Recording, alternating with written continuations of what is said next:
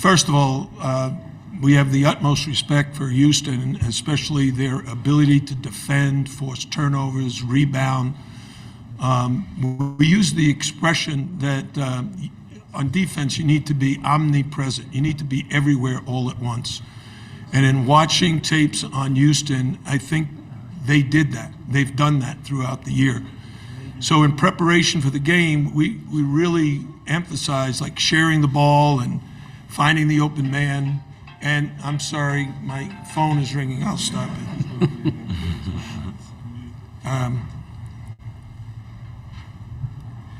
We emphasize moving the ball and finding the open man, and the guys did such a fantastic job from start to finish. We only ended up with 6 turnovers. So that's the name of the game, and we tied them in rebounding. So a great performance by our guys. These 4 plus Wooger in our start lineup. The guys off the bench did a great job, and we're very, very happy to be back in the Elite 8 for the 2nd year in a row. Okay, thank you, Coach. Let's go to questions for anyone on stage now. I think we have several hands on both sides. Here on the left side, extreme left.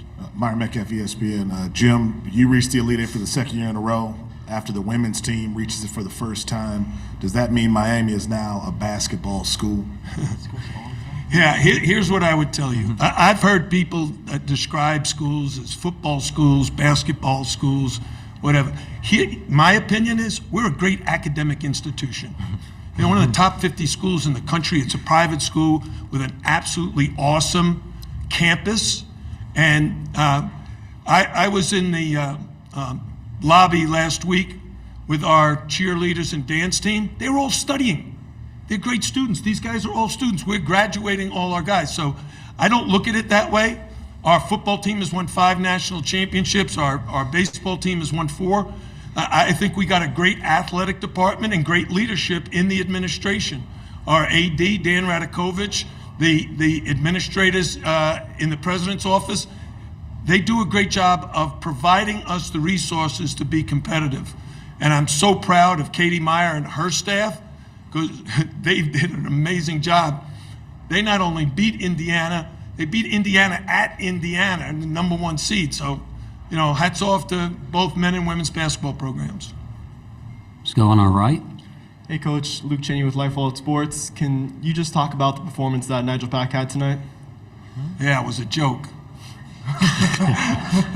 He was ridiculous.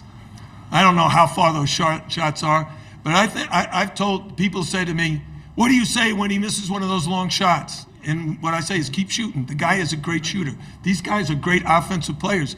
At one of the timeouts, I just said to Coach Courtney, we got to just keep scoring because these guys are tough. They're going to score. They're driving the ball to the basket. I was very concerned about Nigel getting in foul trouble. I took him out very early in the second half because they were just attacking the rim. And I didn't want him picking up a second and a third foul. And then eventually he ended up with 4, but he was able to stay in the game, and he had a sensational game. Okay, let's go on the left toward the back. Nigel, David Smale with Field Level Media.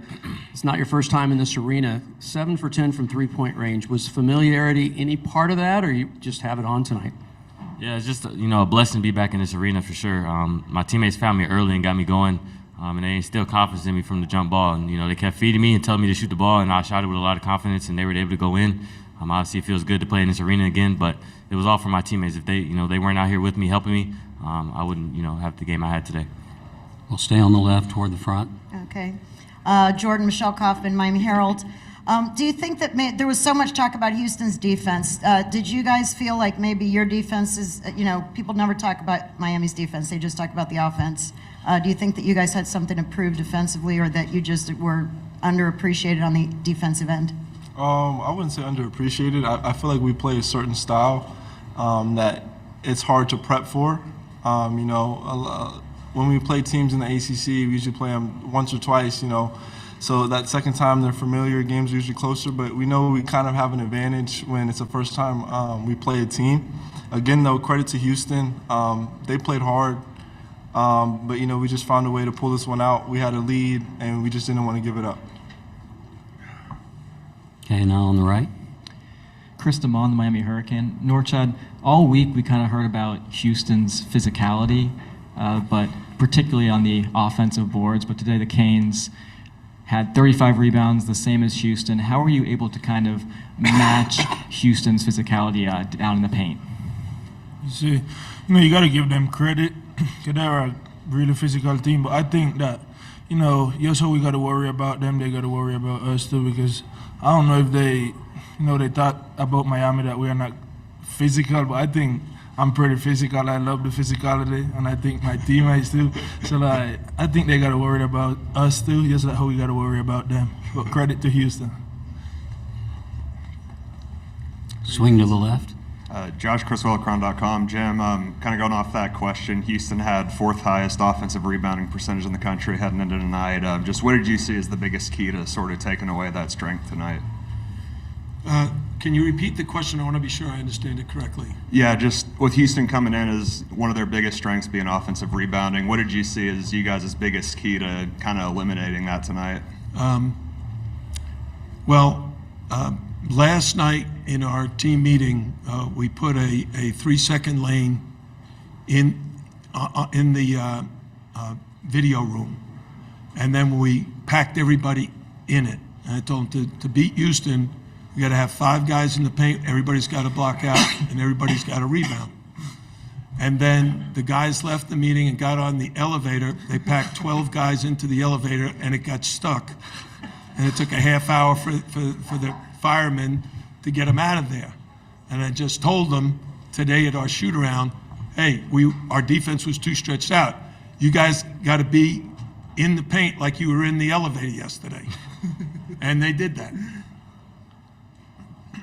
Reminder to media on Zoom, if you have a question, please use the raise your hand feature and we will get the microphone to you as we say. Okay, next question in the back in front of the TV camera. Yeah, this is one for Jim and one for Jordan or any player that cared to respond. Jim, what was the name of the dance in the locker room that you were doing? And could one of you guys, Jordan, maybe just kind of evaluate your coach's dancing skills? I'm not evaluating it, but I can tell you the song. It's by the Commodores. It's called Night Shift. And it's kind of in memory of Marvin Gaye. And so I listen to it all the time. My wife is tired of me playing it. Do you want Jordan to answer that? Yeah, I think we can agree. It was like an A, not an A+. It was a little stiff, but he's still very mobile for his age. And what do you mean for my age? Yeah. So, but it was great. We were all hyped up. We love when Coach O dances. That's probably the best celebration we could look forward to. No offense, Coach. Okay, I think we have a question here on the left side. Here? Yeah. Yeah, right. Okay, yeah. Nigel, I wanted to ask you, did you guys watch the women's game together and everything? And did that victory kind of get you guys in a winning mood? This is the biggest day in UM basketball history, period. Yeah, I'm pretty sure we were all in our separate rooms getting prepared for our games, but I know for sure me and Norchad had the game on in our room, and we were cheering them on. I'm pretty sure the rest of the guys did as well. It was really fun and entertaining to watch their game. Seeing them beat, Villanova when they were expected to lose, make the Elite Eight for the first time in their program history is something that, people didn't think about in the beginning of the year. So it's a really good accomplishment for them. They know they still have a lot of work to do. We do as well. But right now we're going to, celebrate together. We have a little bit less than 4 minutes to go in this interview session here on the aisle next. Jordan, your team had that run that extended the lead from 3 to 17 in the second half. Just what do you think was the key to that run? We just wanted it really bad. We came to this game as the underdogs. We had a lead throughout the whole game. I wouldn't say a comfortable lead, but a lead, and we just didn't want to let up. And I think we did a good job executing. I think we did a good job getting stops, rebounds. Really, what the game plan the coaches came up with, I think we really executed it to a T. And I think that's why we were successful. I think we have a question on Zoom. Alfred, you want to go to them? This will be Charles. Please unmute yourself. Identify your affiliation and ask your question. Zuby Charleston, Kane Sport. I just wanted to ask Norchad about the ankle in the second half. He kind of went out for a few seconds. Just wanted to see, how that feel and how you're moving forward. Well, I'm good, thanks God. We have the best in the country taking care of me, so I ain't worried. Sam Johnson, I'm gonna go get some treatment. I just get a little scared, I didn't want to get hurt again, so I went down just to prevent it. But I'm good, thanks God. Closing questions now will go on the left side. Jim, where did you like the matchup best? And just to get the visual right, did you use tape to tape off a lane and the three in the video room? Okay, so the message to our players is these guys are a very good three-point shooting team, but they're an absolutely fantastic two-point shooting team.